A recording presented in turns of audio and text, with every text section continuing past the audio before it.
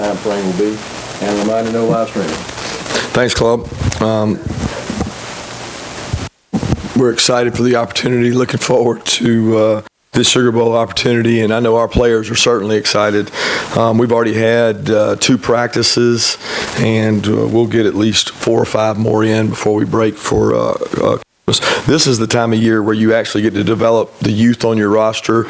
We get to practice the guys, a lot of the younger guys who haven't got a chance to play and develop, or maybe only some chances to play. They really get to grow and get better. I've always thought that bowl practices is where guys start to show the biggest increase. I think back to Roquan's game against TCU and what he was able to do to kick off his junior season. He did some really good things in that game, and we're selling it to our program that you've got an opportunity to play on a national stage, New Year's Six game, and we're excited for that. We do have 4 early enrollees that are out there practicing with us, and Clay Webb, DJ Daniel, Tramel's with us, being able to practice, and those guys have had to go through an acclimation period, and then Jermaine should be joining us today, but they all have to go through acclimation periods, so there may be some things they can and can't do, but we're excited to have those guys. I think that's a great benefit for kids to come in and get that practice, although they can't travel to the bowl game with us.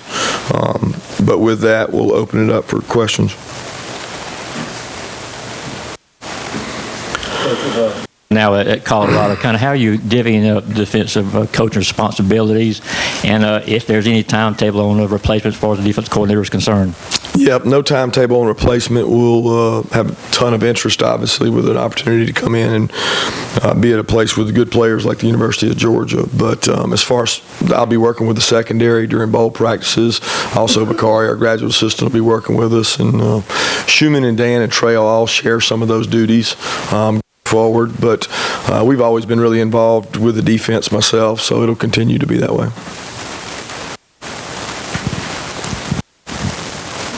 Hey, Dan, do you have a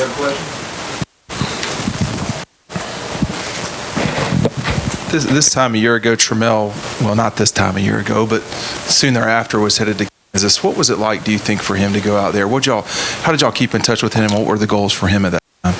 Well, first was to get bigger, stronger, faster, and go play and get an opportunity to improve, which we think he did. We got to follow him throughout the year, stay in communication with him. Thought he did some really good things. He's come back in really good shape. He's got good size to him. Haven't really been able to see anything in the 2 practices because of the fact he hasn't been able to be in pads. Today should be his first practice in pads, but we're pleased with where he is, and we'll find out a lot more today. Coach, on the injury front, Andre Walker, when he went out, what was his injury, and what's the status of Mays, Marshall, some other guys you can catch it up? DeAndre had a growing injury early in the 4th quarter and was unable to play moving forward. So he has had an injection to help him with his growing injury, and he's currently out right now. He has not practiced, but we expect him to be back for the bowl game. He won't be practicing today. So he's had this injury before, and he's had the same treatment, and he's returned in really good health. So we actually think he's ahead of schedule. As far as Cade, he's good to go. He's cleared. He'll be out there practicing. Same with Ben. Ben's been there for 2 practices. Ben is much better than he was, but Ben's still working on getting back. I'm trying to think if there's anybody else injury-wise. Yeah, Monty's the last 2 days. Good GPS numbers. I wouldn't say he's 100%, but he's much closer. He's been able to sustain things at practice. A 2-part question to kind of elaborate on your opening statement about the bowl practices and the importance with those early enrollees that are just now getting to campus. How does that serve as an advantage for coaching staffs? Maybe just see they can bring in their potential early on. And then the second part, I want to ask you about Jermaine Johnson. Can you speak on his journey from junior college? Yeah, reserve comment on Jermaine just because I think maybe we may have to actually practice today and be out there enrolled. But as far as what was the first one, the young players coming in, I thought it helped last year because what Cade and Warren were able to do when they came in early. I mean, I still have the first memories of practicing for the playoff game, and Cade Mays was out there at practice going full speed and really lighting up some defensive linemen, and they were kind of like, wow, this guy's talented. He's not intimidated by the environment, and you certainly find out that really quickly. We haven't gotten that far yet because we haven't pads on those guys. I think it's a good chance for them to even jump ahead of the mid-years who will be out at spring practice. And these guys, I mean, they're not intimidated by the environment. So many of these kids nowadays, they grow up going to these, whatever these showcase, these combines are when they go and compete. So they've seen Jamari, they've seen Trey, they've competed. Clay's seen all those guys. He knows all those guys. Same thing with DJ. Same thing with Trammell. They all go and compete against each other, so it helps them. It helps us from a depth standpoint because you're usually dealing with more injuries at the end of the year, and you're also dealing with guys that whether they decide to come out early or your numbers go down. So in order to get extra numbers, it helps us practice. Kirby, has anyone decided that they will skip the bowl, which seems to be a growing trend, and your thoughts on that trend? We certainly support whatever decisions our players make, but not that I'm aware of. We don't have anybody right now. So, I mean, I think it's a tough situation. I think you can debate either side of it, but you have to look at it from each player's perspective, and I think each player should be treated individually based on their body of work they've had at that location, at that college.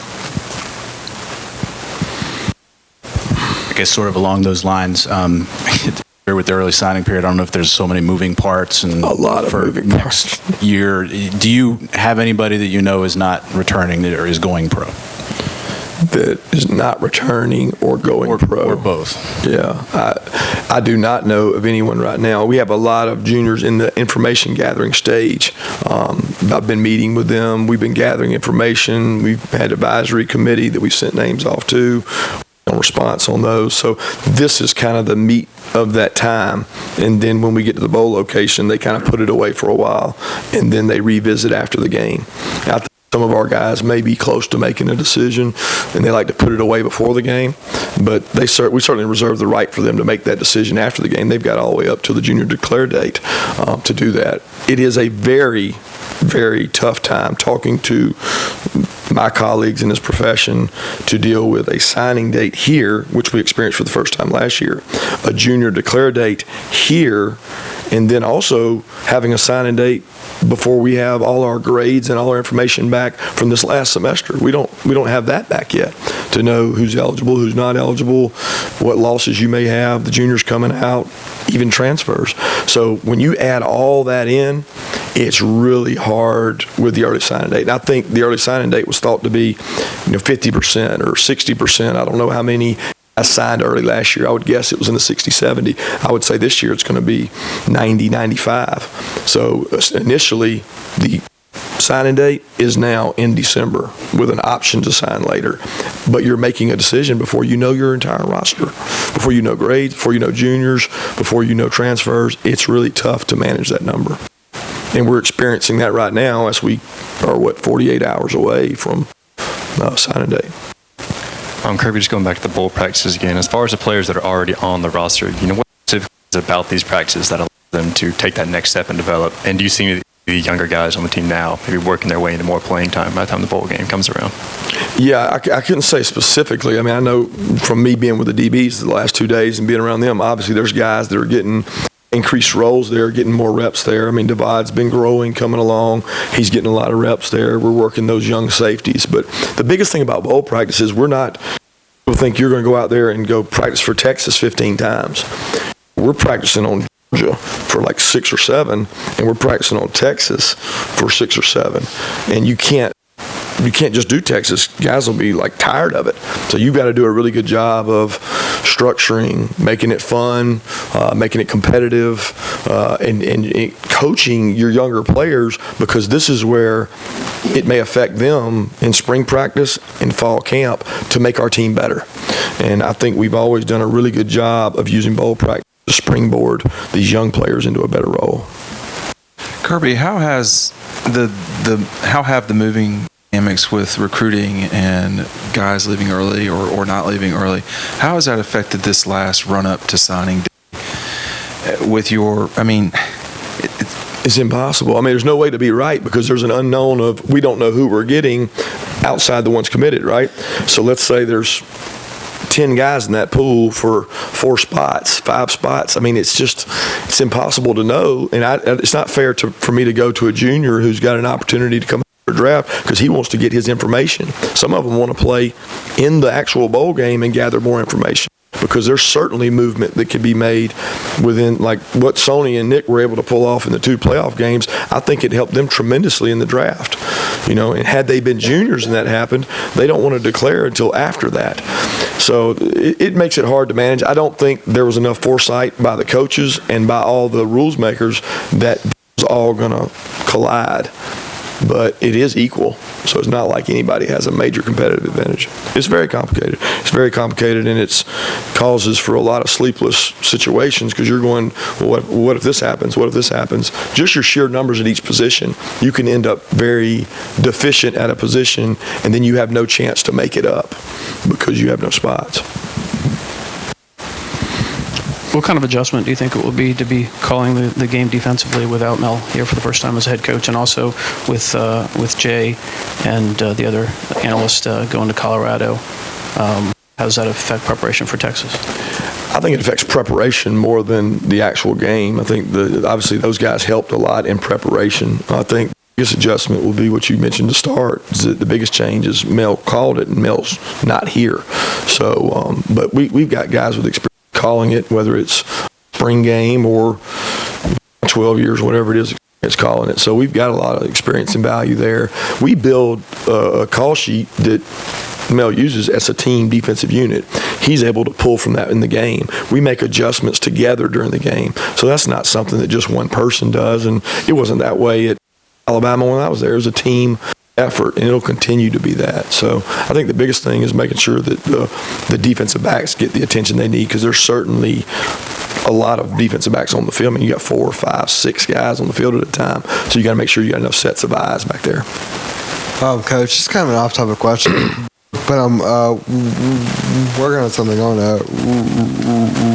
recruiting and stuff. I wanted to ask you about Jeff Collins being at Georgia Tech.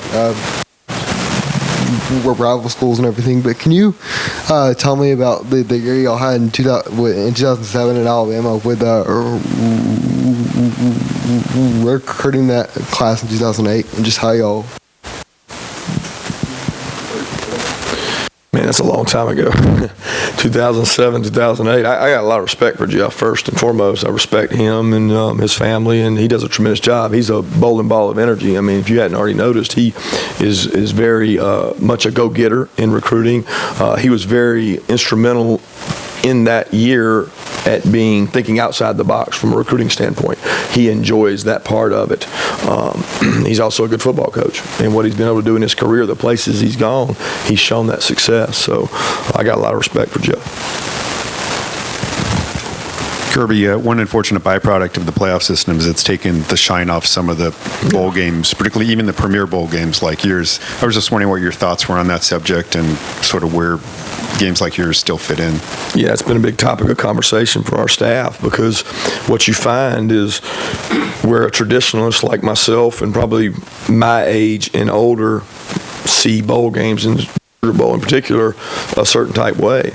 And it's kind of like talking to our players about Herschel Walker. They don't have memories of that. They don't know that. Our guys don't remember Robert Edwards.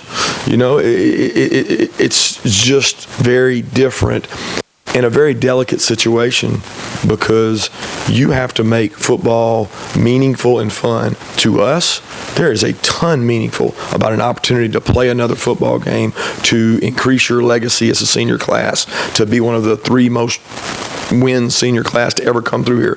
There's value in that. But sometimes to a senior class, you have to be careful that they don't see it like it's punishment. No fan would ever see that. But kids nowadays, they look at it as, what's my next opportunity? And we see guys are declaring for the draft, getting ready, not seeing the value in playing in them. I would have to draw on my personal experiences that some of my best memories were Outback, Peach Bowl, the bowls we were able to play in.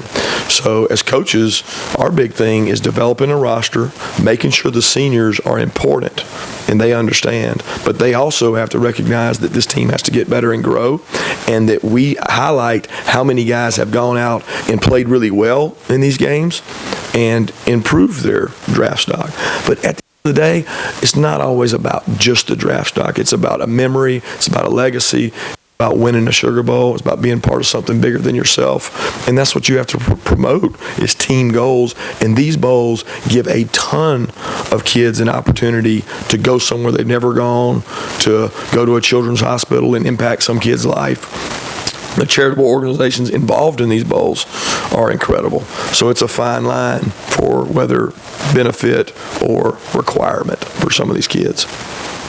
We've heard from Greg Sankey since we heard from you last, and he's against expansion, but what do you think 6 or 8 teams would do to college football? Yeah, that's not really for me to decide. I've read Greg's quotes. I've seen all the debates across the country. That's not a big thing for me right now. Obviously, you want to be in the 4. It makes the season very meaningful. There can be all kinds of debate and talk. I'll leave that to the coach at Washington and let him handle all that. The biggest thing for us is we know if you win the SEC, you've certainly got opportunities to go out and do things, and that's the ultimate goal. Kirby, there's been, I guess, a couple reports the last day or so that Luke Ford is back home in Illinois. I was wondering if that's something you could address at this time. I missed one part. You said that he's back what? Well, Luke Ford was back. It was still in Illinois. Has not reported to school. Yeah, that's true. Luke is in Illinois. He's home right now, and we're expecting Luke's return right after Christmas to practice with us here and then go to the bowl game. 2 more questions? Kirby, you'd mentioned how tough it is to plan for early signing day with, questions about juniors and guys leaving early and such like that. What is your solution for that? Back to February, move it to January, move it up earlier? Can you address that? I don't know that I have a perfect solution, because just as soon as I say what I'm about to say, there'll be somebody that has an argument against that, as we all know. But I do think that the gap between the 2 signing days is too small, meaning it's actually only, a month and a half at the most to be able, 6 weeks to be able to say that you would have a August signing date, and they're going to say, well, that's just speeding it up more, and you already complain about that's moving it up too early. A lot of the kids that we've had committed have been committed since August, and you wouldn't have this dynamic of everything jumping on top of you. And you still don't know who's coming out, and you don't know what kind of year they're going to have. There's a lot of question marks in that, and I don't think we knew the ramifications when we moved it up of dealing with the juniors. The other argument is move the junior declare date up early, because they have to decide before the bowl game whether they're going to play or not anyway. A lot of them aren't, so make them declare, and you have a more definitive number going into your early signing date. But there's debates about both, and there'll be issues with both. The biggest thing is the whole process has been sped up to give these guys a chance to official visits in the spring, and that pushed us all probably too far forward.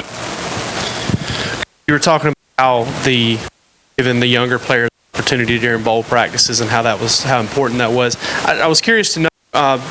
First couple practices, do you guys even involve the seniors in those first couple practices, or do you kind of lessen your pool a little bit so those guys can get more of an opportunity? Yeah, there's coaches across the country that have a couple practices without their seniors. We haven't done that. We include our seniors in everything, but we have had practices where they haven't been involved on the back end. And it might be a deal that we go 60, 70% of practice, and then those guys are able to leave. They've an abundance of reps in their years here. We allow the younger guys to get more reps. But as we move forward, there'll be less and less of that because they got to prepare for the bowl. But I think every coach handles it in a different manner, and every coach is in a different situation. Thank you. Thanks.